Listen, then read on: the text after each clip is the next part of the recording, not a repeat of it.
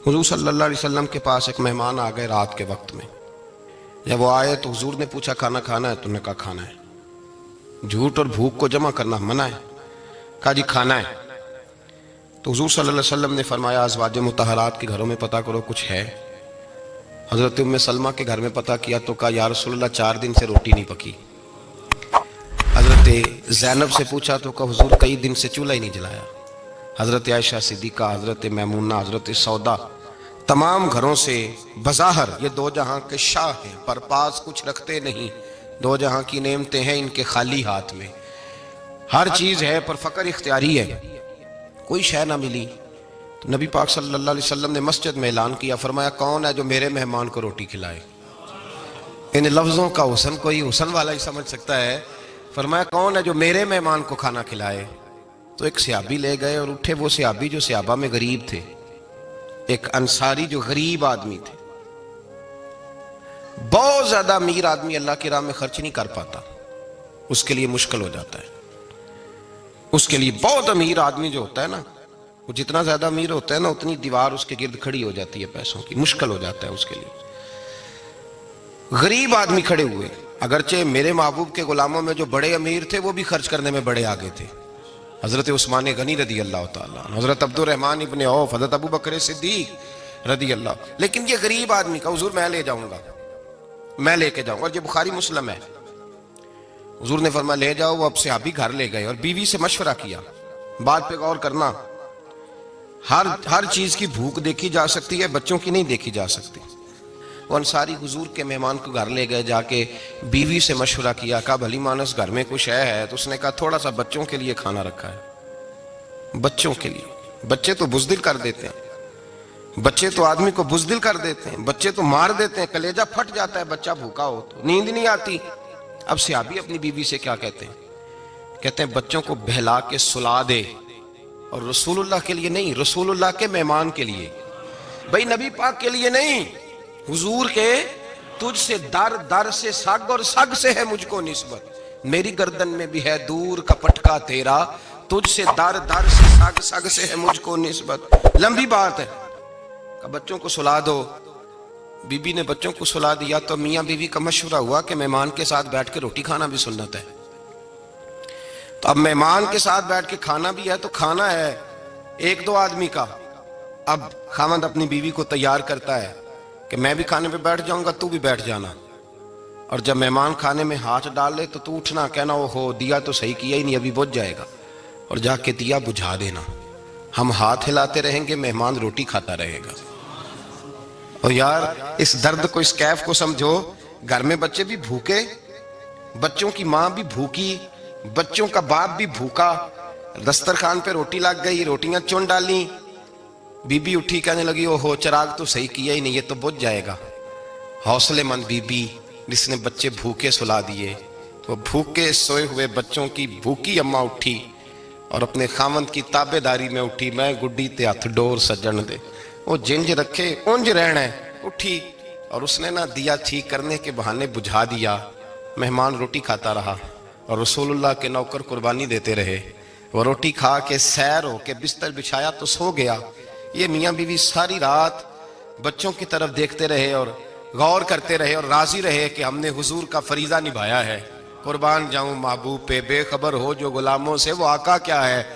وہ صحابہ وہ اگر قربانیاں دیتے تھے تو جو اعزاز ملتا تھا وہ بھی بڑا شان والا ہے. صحابی کہتے ہیں میں فجر کی نماز پڑھنے مسجد آیا، پہلا قدم رکھا تو میرے کریم بولے.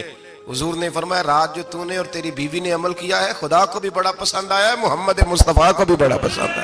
اور پھر ایک لفظ اور ہے حدیث میں، ایک روایت میں کچھ جملے اور بھی ہیں. حضور نے فرمایا جب تو اور تیری بیوی رات مہمان کے ساتھ ایثار کر رہے تھے نا تو عرش کا مالک تمہیں مسکرا کے دیکھ رہا تھا. رب تمہیں دیکھ کے مسکرا رہا تھا. رب تمہیں دیکھ کے مسکرا. تر دامنی پہ شیخ ہماری نہ جائیے، ہم دامن نچوڑ دیں تو فرشتے وضو کریں. فرمایا وہ مسکرا رہا تھا کہ میرے بندے میرے رسول کی رضا کے لیے کیا کر رہے ہیں.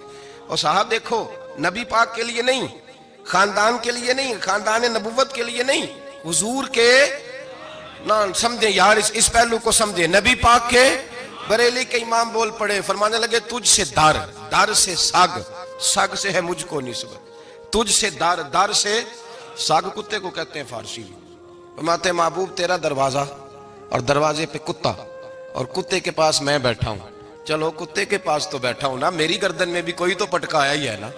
तुझसे दर, दर से सग और सग से है मुझको निस्बत। चलो मेरी गर्दन में भी है दूर का पटका तेरा। कुरान मजीद बोल उठा, रब करीम ने फरमाया हबीब ये तेरे गुलाम वो हैं कि वयुक्सिरूना अला अनफुसिहिम वलौ काना बिहिम खसासा। फरमाया इनका हाल ये है कि जिस चीज की शदीद हाजत होती है वो भी अपने भाइयों पे कुर्बान कर देते हैं, वो दे देते हैं तेरे नाम पे। जब मक्के वाले मदीने आए अंसारे मदीना, तो मेरे मुस्तफ़ा करीम ने फरमाया ना तुम्हारी नस्लें एक हैं ना कबीले एक हैं, लेकिन तुम्हारा नबी एक है, तुम्हारा रसूल एक, खुदा एक, किताब एक, तुम्हारा मेरी वजह से रिश्ता है। चलो अपने भाइयों के साथ एसार करो, चलो एसार करो। अगर किसी के 2 मकान थे तो उसने एक उसको दे दिया जो मक्के से आया था, 2 बाग थे तो एक दे दिया, किसी के पास एक था तो आधा बांट के दे दिया, हर चीज तकसीम कर दी। हालात बदल जाते हैं, हालात बदल जाते हैं। तिलकल अय्यामु नुदाविलुहा बैनन नास, अल्लाह लोगों के दरमियान दिन बदल देता है। हालात बदल गए, बड़ा माले गनीमत आया, बनु नुज़ैर का इलाका फतह हुआ तो मेरे रसूल पाक सल्लल्लाहु ताला अलैहि वसल्लम ने अंसारे मदीना को इकट्ठा किया। फरमाया भाई माल अब बड़ा आ गया है। 2 बातें, यहां तो इस तरह करते हैं कि मैं इनको कहता हूं जो मक्के से आए थे कि जितनी तुम्हारी जायदादें बाग इन्होंने लिए हैं वापस कर देते हैं तुम्हें, और जो माल आया है वो भी तुम में से आधा आधा दोनों के दरमियान बांट देते हैं, या जैसे तुम्हारा दिल चाहे तुम्हारे माल भी वापस करते हैं और जो वहां से माल आया वो तुम्हारे बीच बांट देते हैं, या अगर तुम कहो तो ये माल इनको दे देते हैं मुहाजिरीन को और तुम्हें तुम्हारे माल वापस मिल जाते हैं। हुजूर ने पूछा अंसारे मदीना से, हजरत साद बिन मुआज, साद बिन उबादा तड़प के खड़े हुए, अर्ज की महबूबा मैं तो अबू बकर को जानता ही नहीं था। हुजूर मुझे क्या पता उमर कौन है, मैं क्या जानूं उस्मान गनी मौला अली की अजमतों को। महबूबा मैंने तो तुझे इनकी तरफ मुस्कुरा के देखते हुए देखा है, तेरा जलवा देखा है, तुझसे दर दर से सग सग से है मुझको निस्बत। या रसूल अल्लाह सल्लल्लाहु अलैहि वसल्लम हमसे मशवरा ना करें, आप इस तरह करें जो जायदादें हमने इन्हें दी हैं वो भी इनके पास रहने दें और जो माल आया है वो भी इनमें तकसीम कर दें, इसलिए कि हमें तो बस इतना पता है कि ये आपके गुलाम है, आपके नौकर है, हमें इससे ज्यादा किसी चीज के कोई गरज है, बस आपके गुलाम है, बात खत्म हो गई। हुजूर खामोश हो गए। सहाबा कहते हैं देर के बाद हमने कहा फैसला होना चाहिए। फैसला पता क्या हुआ? हुजूर ने हाथ उठाए, कहा अल्लाह मेरे मदीने वालों पे रहम फरमा, ऐ अल्लाह मेरे अंसार पे रहम फरमा, अल्लाह इनके जज्बे कबूल फरमा। भाई इसार वाली जिंदगी वो क्या बात हुई कि मैंने बड़ी कुर्बानी दी है, तो और जब तक तू कुर्बानी नहीं देता तू कदर वाला नहीं होता।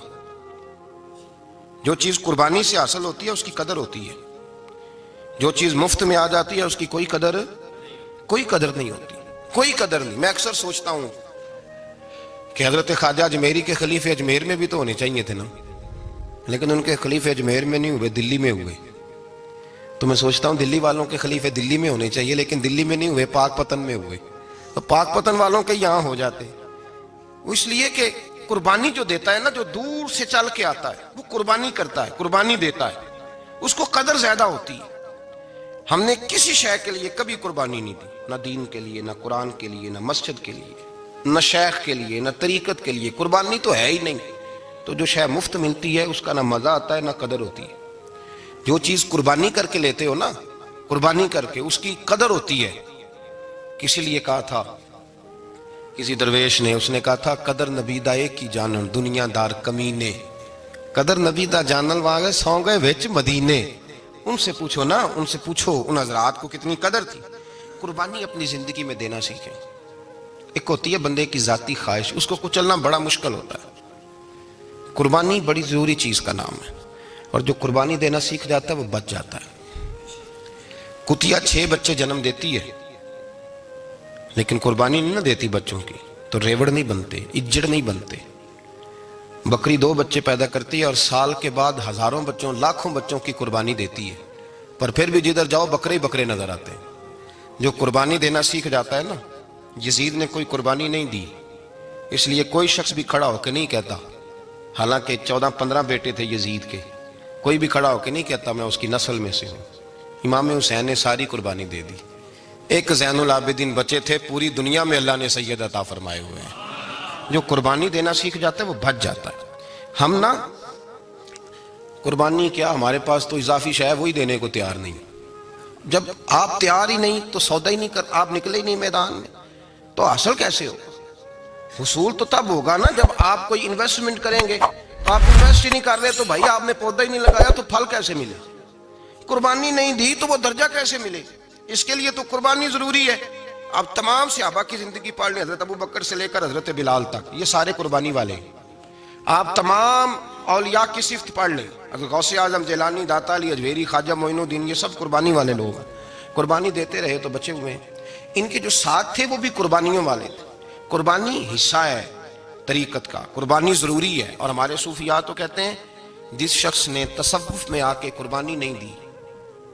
بزرگوں کے پاس ایک شخص آیا، غالباً خواجہ نظام الدین محبوب الہی کی بات ہے، میرے ذہن میں نام پورا نہیں سما رہا. تو ایک مرید نے آ کے کہا حضور زکوٰۃ کتنی دینی ہے؟ فرمایا 2.5%.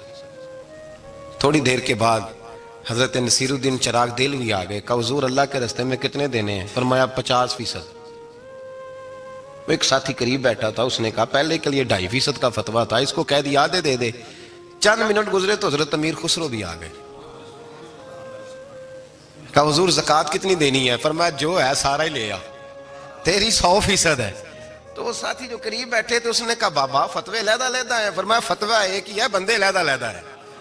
فتویٰ ایک ہی ہے، مجھے پتہ ہے کون کتنے دے سکتا ہے. وہ جس کو میں نے 2.5% کہا ہے وہ بھی جا کے حساب کتاب کرے گا، اس نے 2.5 بھی پورا نہیں دینا. فرمایا جس امیر خسرو کو میں نے کہا نا سارا لے آ، اس کا دل کرے گا میں اپنا مکان بھی توڑ کے لے آؤں.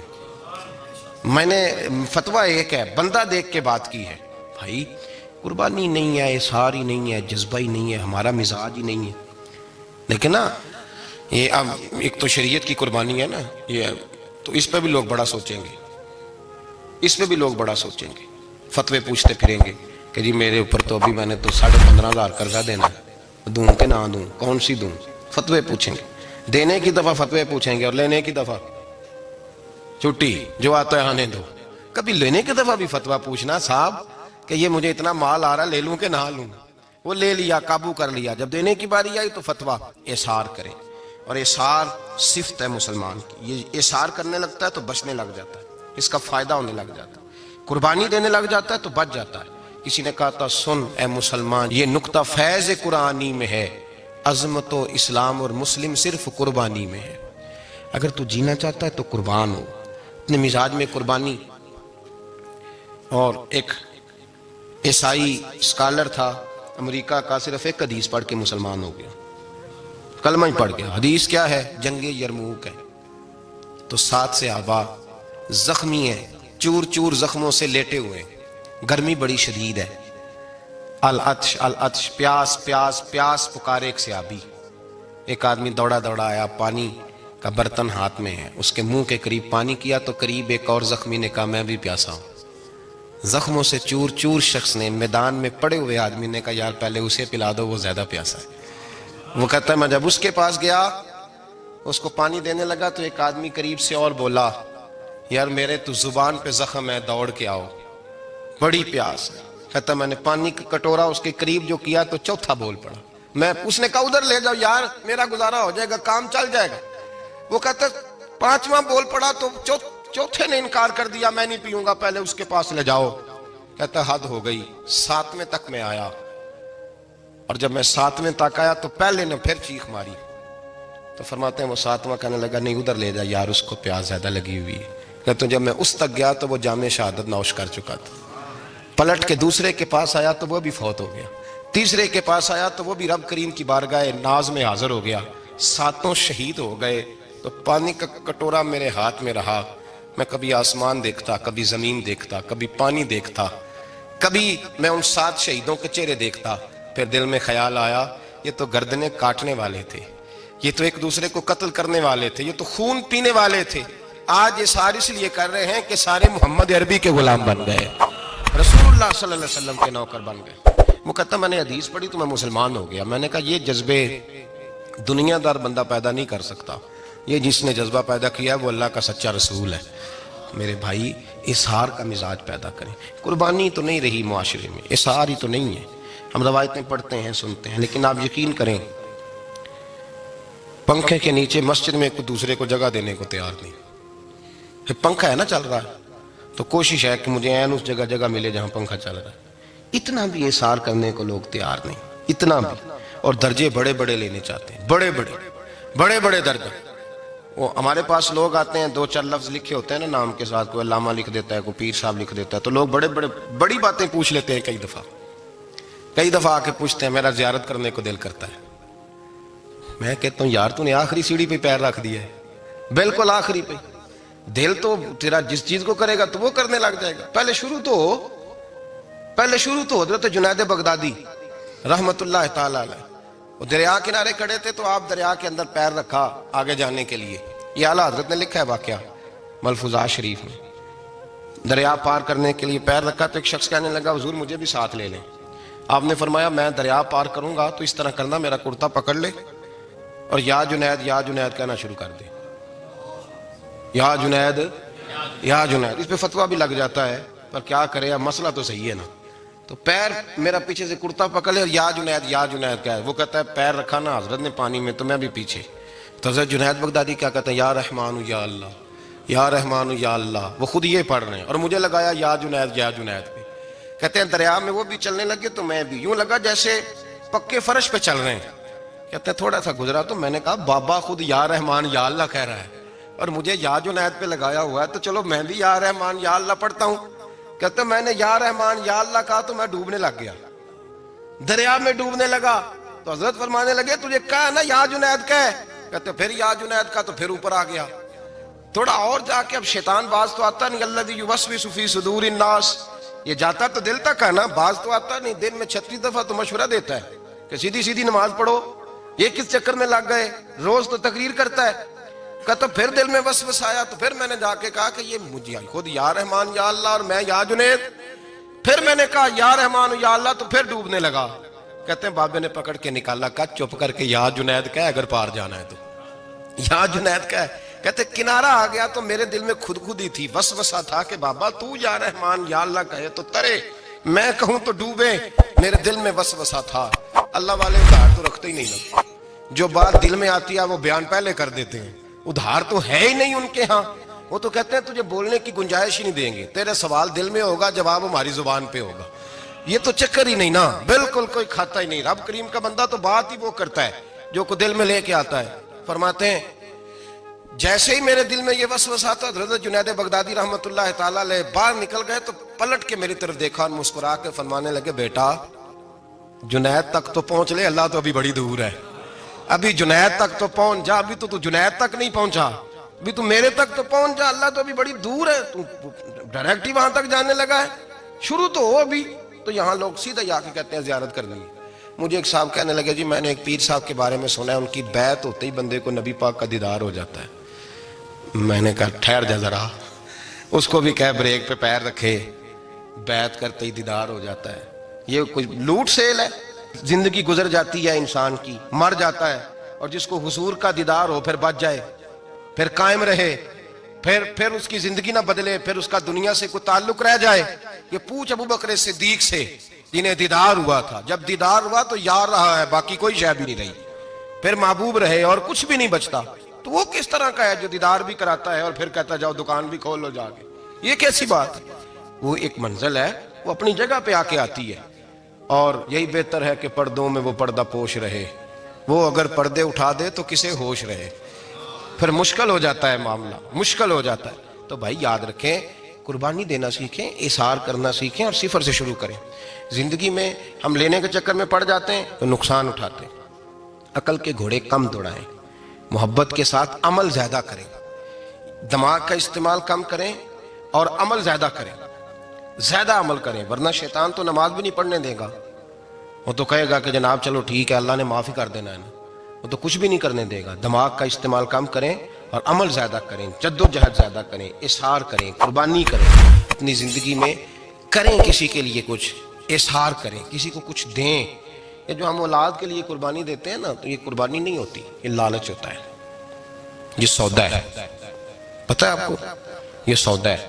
ہم بچپن میں ان کی خدمت کریں گے, یہ بڑھاپے میں ہماری خدمت کریں گے, تو یہ تو تجارت ہے, یہ کوئی اصول نہیں. میرے بچے بڑے ہو گئے تو مجھے خیر صلاح, یہ تجارت ہے بھائی, یہ تجارت ہے, یہ قربانی نہیں, تو تجارت ہے. یہ آپ جو کر رہے ہیں یہ تو کمیٹی ڈال رہے ہیں آپ، اور چونکہ نیت یہ ہوتی ہے خدمت کی تو پھر نصیب والوں کو خدمت ملتی ہے، قسمت والوں کو ملتی ہے، ورنہ بچے کہتے ہیں ابا جی ٹھیک ہے آپ نے ہماری خدمت کی تو سارے کرتے ہیں، آپ نے کو نوکی تھوڑی کی ہے چھٹی، آپ وہاں بیٹھیں چائے ملے گی وقت پہ پہنچے گی، لیکن آپ مداخلت نہ کریں کسی چیز کے اندر، تجارت نہ کریں، اظہار کریں، قربانی کریں۔